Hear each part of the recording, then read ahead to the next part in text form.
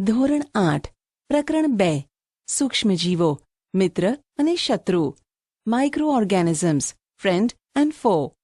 તમે તમારી આસપાસ વનસ્પતિઓ પ્રાણીઓ સહિત અનેક સજીવોને જોયા હશે, પરંતુ કેટલાક સજીવ એવા પણ છે જેને આપણે નરી આંખ વડે જોઈ શકતા નથી.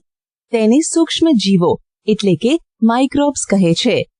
ઉદાહરણ તરીકે તમે જોયું હશે કે ચોમાસામાં ભેજયુક્ત બ્રેડ સડવા લાગે છે તથા તેની સપાટી પર સફેદ રાખોડી ધબ્બા પડી જાય છે. આ ધબ્બાને બિલોરી કાચની મદદથી જુઓ. તમે સૂક્ષ્મ કાળી ગોળાકાર રચનાઓ જોશો. શું તમે જાણો છો કે આ રચનાઓ શું છે? આ ક્યાંથી આવી છે? સૂક્ષ્મજીવો માઇક્રો ઓર્ગેનિઝમ્સ. પ્રવૃત્તિ 2.1. બગીચા અથવા મેદાનમાંથી એક બીકરમાં ભીની માટી લો તથા તેમાં પાણી ઉમેરો. માટીના કણો બેસી જાય ત્યારબાદ બીકરમાંથી પાણીનું એક ટીપું સ્લાઇડ ઉપર લો અને તેને માઇક્રોસ્કોપની મદદથી અવલોકન કરો. તમને શું દેખાય છે?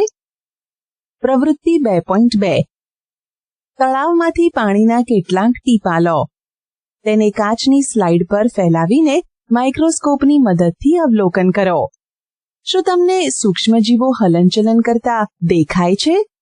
આ અવલોકન પરથી ખ્યાલ આવે છે કે માટી તેમજ પાણીમાં નાના નાના સૂક્ષ્મજીવો રહે છે.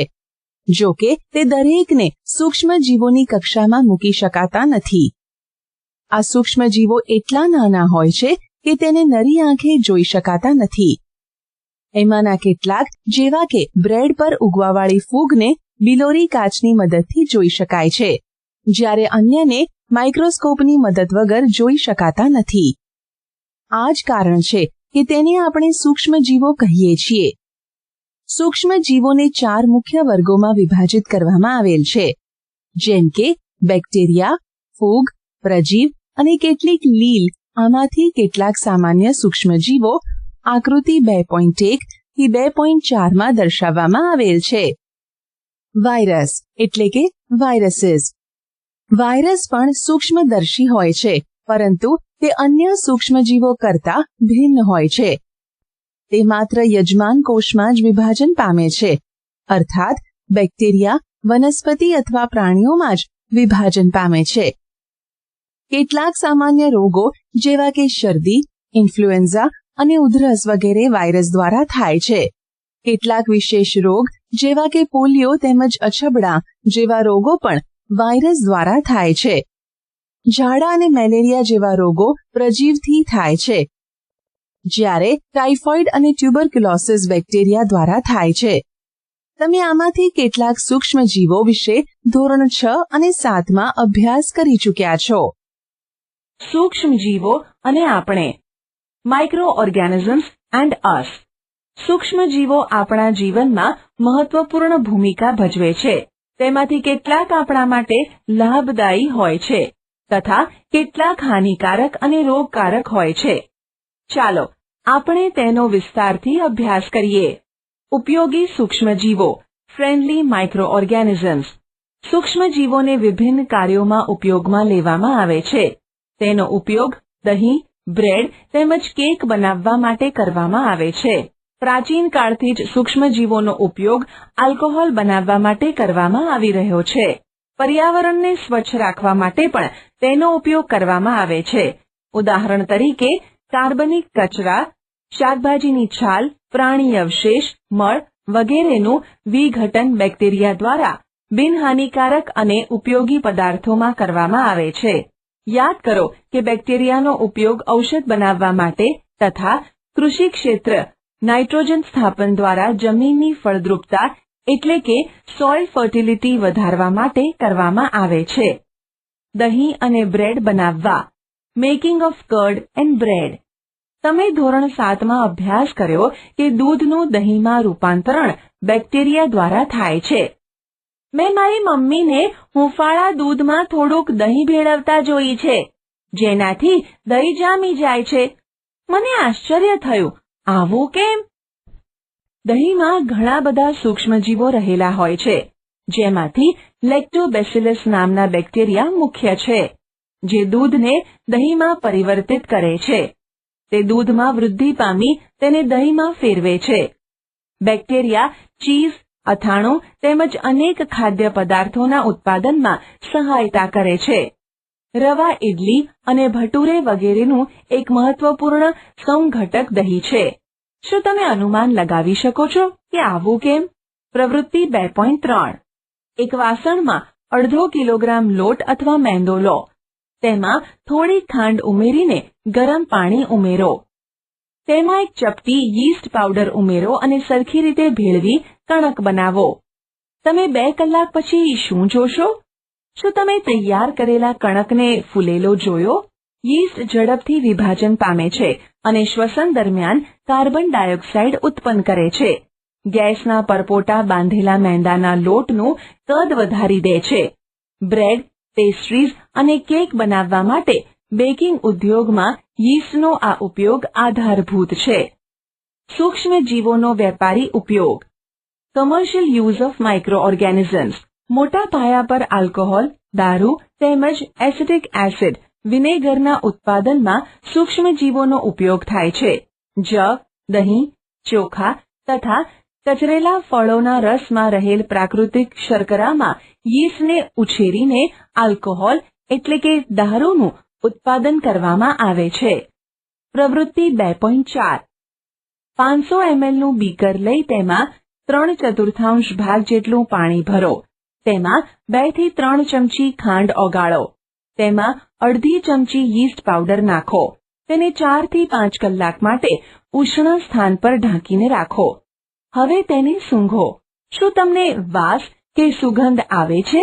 આ સુગંધ આલ્કોહોલની છે, જે યીસ્ટ દ્વારા ખાંડને આલ્કોહોલમાં ફેરવવાથી ઉત્પન્ન થાય છે.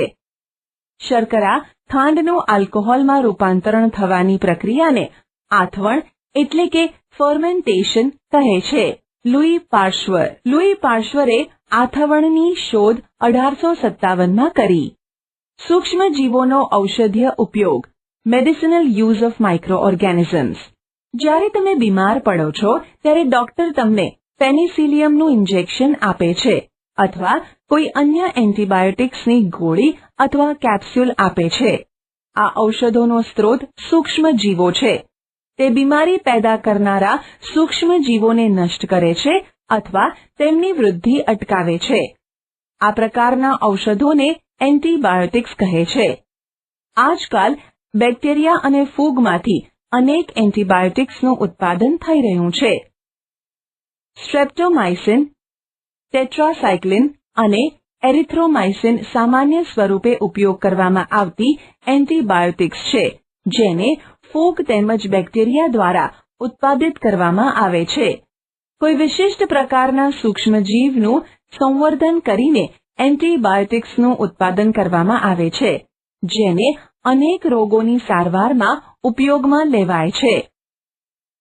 1929માં એલેક્ઝાન્ડર ફ્લેમિંગે બેક્ટેરિયલ રોગોથી બચવાના હેતુસર એક સંવર્ધન પર પ્રયોગ કરી રહ્યા હતા. અચાનક તેઓએ સંવર્ધન પ્લેટ પર લીલા રંગના મોલ્ડના નાના બીજાણુ જોયા. તેઓએ જોયું કે આ મોલ્ડ બેક્ટેરિયાની વૃદ્ધિને અટકાવે છે. જો કે આમાંના ઘણા બેક્ટેરિયાનો પણ તેણે નાશ કર્યો. આ રીતે મોલ્ડમાંથી પેનિસિલિન બનાવાઈ.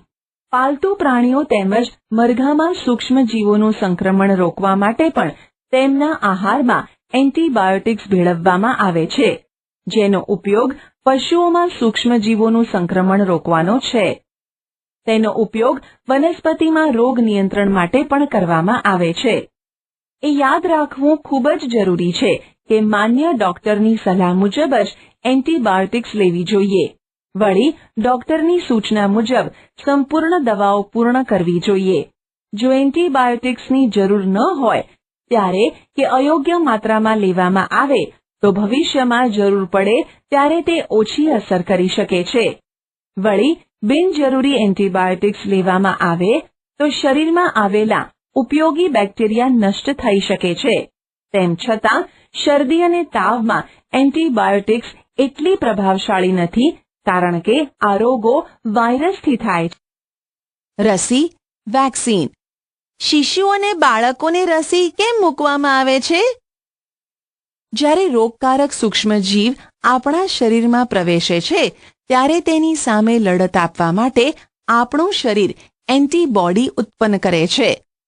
શરીરને એ પણ યાદ રહે છે કે એ જ સૂક્ષ્મજીવ જ્યારે આપણા શરીરમાં પુનઃ પ્રવેશે તો તે જ એન્ટીબોડી વડે તેની સામે કેવી રીતે લડત આપી શકાય. આથી જો મૃત અથવા નિષ્ક્રિય સૂક્ષ્મજીવોને સ્વસ્થ શરીરમાં દાખલ કરાવવામાં આવે તો શરીરના કોષો તેની સામે લડત આપવા એન્ટીબોડી ઉત્પન્ન કરીને રોગકારકોને નષ્ટ કરે છે. આ એન્ટીબોડી આપણા શરીરમાં હંમેશા માટે બનેલા રહે છે તથા રોગકારક સૂક્ષ્મજીવથી આપણો બચાવ કરે છે. આ પ્રકારે રસી કાર્ય કરે છે. કોલેરા, ટ્યુબરક્યુલોસિસ, શીતળા, કમળો જેવા રોગો રસી દ્વારા અટકાવી શકાય છે. એડવર્ડ જેનરે 1798માં શીતળા માટેની રસીની શોધ કરી હતી. તમારા બાળપણમાં તમને પણ અનેક રોગો સામે રક્ષણ મેળવવા માટે રસી મૂકવામાં આવી હશે. શું તમે આ રોગોની યાદી તૈયાર કરી શકો છો? તેની માટે તમે તમારા માતાપિતાની મદદ લઈ શકો છો. બધા બાળકોને રોગો સામે સુરક્ષાની આવશ્યકતા હોય છે. જરૂરી રસી નજીકની હોસ્પિટલમાં ઉપલબ્ધ હોય છે. બાળકોને પોલિયોથી બચાવવા માટે તમે ટેલિવિઝન પર તેમજ સમાચાર પત્રોમાં પોલિયોના રસીકરણ માટેનું વિજ્ઞાપન તો જોયું જ હશે. વાસ્તવમાં તો બાળકોને આપવામાં આવતા પોલિયોના ટીપાં એ એક રસી જ છે. શીતળા વિરુદ્ધ વિશ્વવ્યાપી અભિયાન ચલાવવામાં આવ્યું. પરિણામ સ્વરૂપે વિશ્વના મોટા ભાગોમાંથી શીતળાને દૂર કરી શકાયો. આજકાલ સૂક્ષ્મજીવોમાંથી રસીનું ઉત્પાદન મોટા પાયે કરવામાં આવે છે, જેનાથી મનુષ્ય તેમજ પ્રાણીઓને અનેક રોગોથી બચાવી શકાય.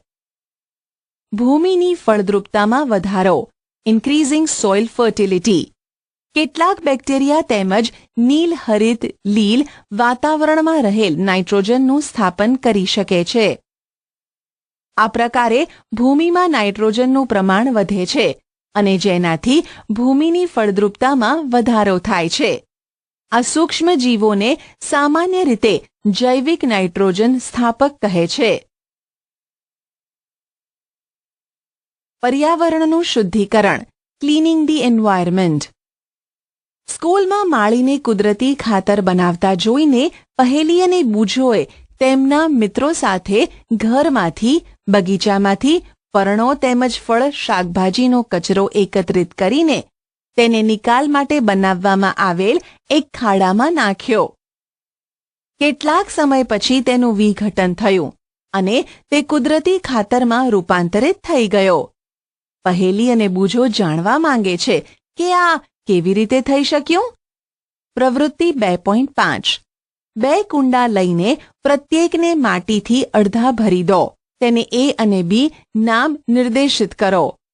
A કુંડામાં વનસ્પતિનો કચરો ભરો તથા B કુંડામાં પોલિથીન, કોથળી, કાચની ખાલી બોટલો તથા પ્લાસ્ટિકના તૂટેલા રમકડા વગેરે ભરો. તેને એક બાજુ રાખી દો અને 3-4 અઠવાડિયા પછી તેનું અવલોકન કરો.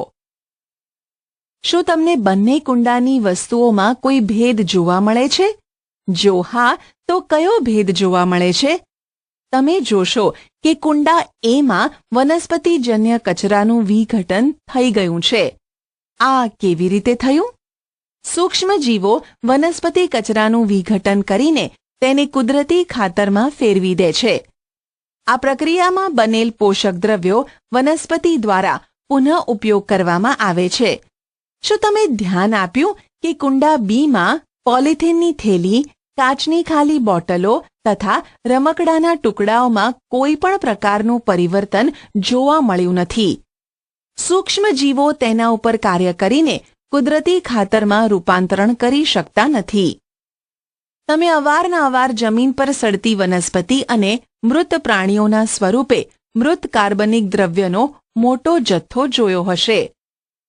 તમે જોશો કે તે કેટલાક સમય પછી લુપ્ત થઈ જાય છે તેનું મુખ્ય કારણ છે કે સૂક્ષ્મ જીવો વનસ્પતિના મૃત જૈવિક કાર્બનિક કચરાને તથા મૃત પ્રાણીઓને સરળ પદાર્થોમાં ફેરવે છે.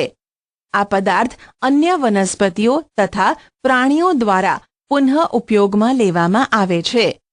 આ પ્રકારે હાનિકારક તેમજ દુર્ગંધ મારતા પદાર્થોના વિઘટન માટે સૂક્ષ્મ જીવોનો ઉપયોગ કરીને પર્યાવરણને શુદ્ધ કરી શકાય છે.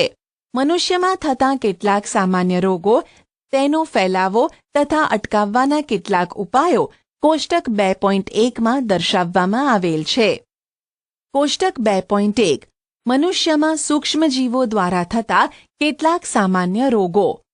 ટ્યુબરક્યુલોસિસ, બેક્ટેરિયા, હવા, ઓરી, વાયરસ, હવા, અછબડા, વાયરસ, હવા કે સંપર્ક, પોલિયો, વાયરસ, હવા કે પાણી.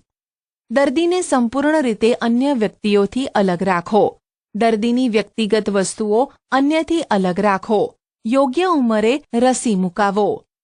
કોલેરા, બેક્ટેરિયા, પાણી કે ખોરાક, ટાઇફોઇડ, બેક્ટેરિયા, પાણી. વ્યક્તિગત સ્વચ્છતા રાખો તેમજ તે માટેની સારી ટેવો કેળવો. યોગ્ય રીતે રાંધવામાં આવેલો ખોરાક ખાવો અને ઉકાળેલું પાણી પીવું. રસી મુકાવવી.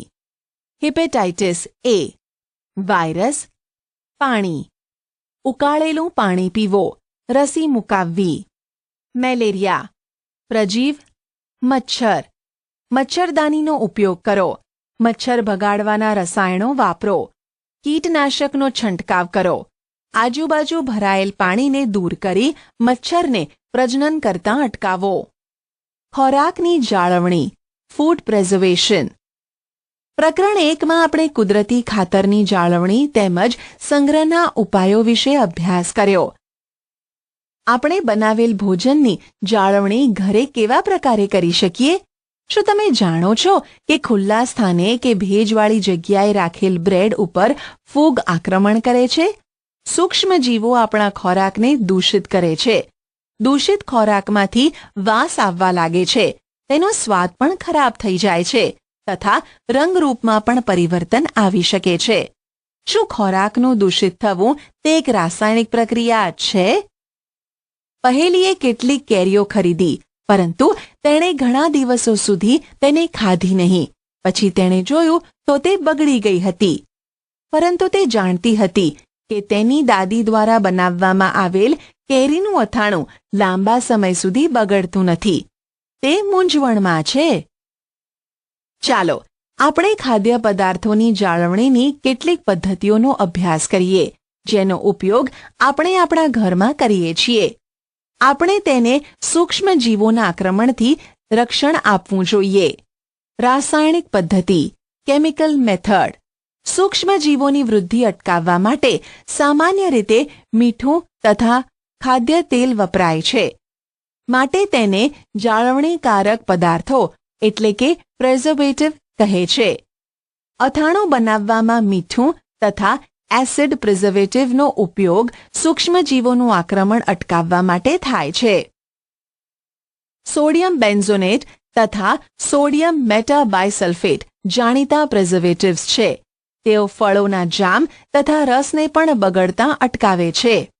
મીઠા દ્વારા જાળવણી, પ્રેઝર્વેશન બાય કોમન સોલ્ટ. લાંબા સમયથી મીઠાનો ઉપયોગ માંસ તેમજ માછલીની જાળવણી માટે કરવામાં આવે છે. બેક્ટેરિયાની વૃદ્ધિ અટકાવવા માટે માંસ તથા માછલીઓને સૂકા મીઠાથી ઢાંકી દેવામાં આવે છે. મીઠાનો ઉપયોગ કેરી, આમળા તેમજ આંબલીની જાળવણી માટે પણ કરવામાં આવે છે. શર્કરાની મદદથી જાળવણી, પ્રેઝર્વેશન બાય શુગર. જામ, જેલી તથા ફળોના રસની જાળવણી શર્કરા વડે કરવામાં આવે છે. શર્કરા ભેજનું પ્રમાણ ઘટાડે છે, જે ખોરાકને દૂષિત કરતા બેક્ટેરિયાની વૃદ્ધિને નિયંત્રિત કરે છે. તેલ તેમજ વિનેગર દ્વારા જાળવણી, પ્રેઝર્વેશન બાય ઓઇલ એન્ડ વિનેગર. તેલ તથા વિનેગરનો ઉપયોગ અથાણાને બગડતા અટકાવવા માટે કરવામાં આવે છે, કારણ કે બેક્ટેરિયા તેની હાજરીમાં મૃત્યુ પામે છે. શાકભાજી, ફળ, માછલી તથા માંસની જાળવણી પણ આ પદ્ધતિથી કરવામાં આવે છે. ગરમી તેમજ ઠંડીથી સારવાર, હીટ એન્ડ કોલ્ડ ટ્રીટમેન્ટ્સ. તમે તમારી મમ્મીને દૂધ ગરમ કરતા જોયા હશે. ગરમ કરવાથી અનેક સૂક્ષ્મજીવો નષ્ટ થઈ જાય છે. આ પ્રકારે આપણે ખોરાકને રેફ્રિજરેટરમાં મૂકીએ છીએ, કેમ કે નીચું તાપમાન સૂક્ષ્મજીવોની વૃદ્ધિને અટકાવે છે. કોથળીઓમાં આવતું દૂધ કેમ બગડતું નથી? મારી મમ્મીએ બતાવ્યું કે આ દૂધ જીવાણુ રહિત પેસ્ચ્યુરાઇઝ છે. પેસ્ચ્યુરાઇઝેશન એટલે શું? પેસ્ચ્યુરાઇઝ્ડ દૂધને ઉકાળ્યા વગર વાપરવામાં આવે છે, કારણ કે તે સૂક્ષ્મજીવો રહિત હોય છે. તેના માટે દૂધને 70 ડિગ્રી સેલ્સિયસ તાપમાને 15 થી 30 સેકન્ડ માટે ગરમ કરવામાં આવે છે અને પછી તરત જ ઠંડુ કરીને તેનો સંગ્રહ કરી દે છે. આવું કરવાથી સૂક્ષ્મજીવોની વૃદ્ધિ અટકી જાય છે. આ પ્રક્રિયાની શોધ લુઈ પાશ્ચર નામના વૈજ્ઞાનિકે કરી હતી. આથી તેને પેસ્ચ્યુરાઇઝેશન કહે છે. સંગ્રહ અને packing, storage and packing.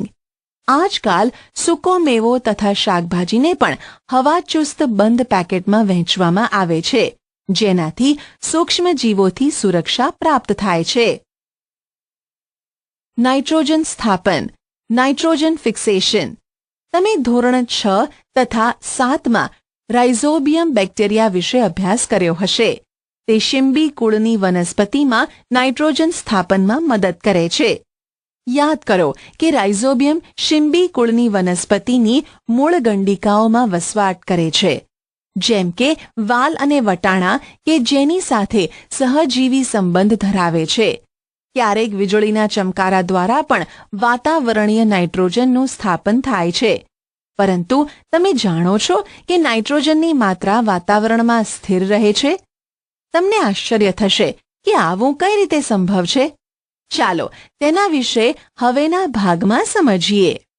Nitrogen ચક્ર, નાઇટ્રોજન સાયકલ. આપણા વાતાવરણમાં 78% નાઇટ્રોજન વાયુ છે.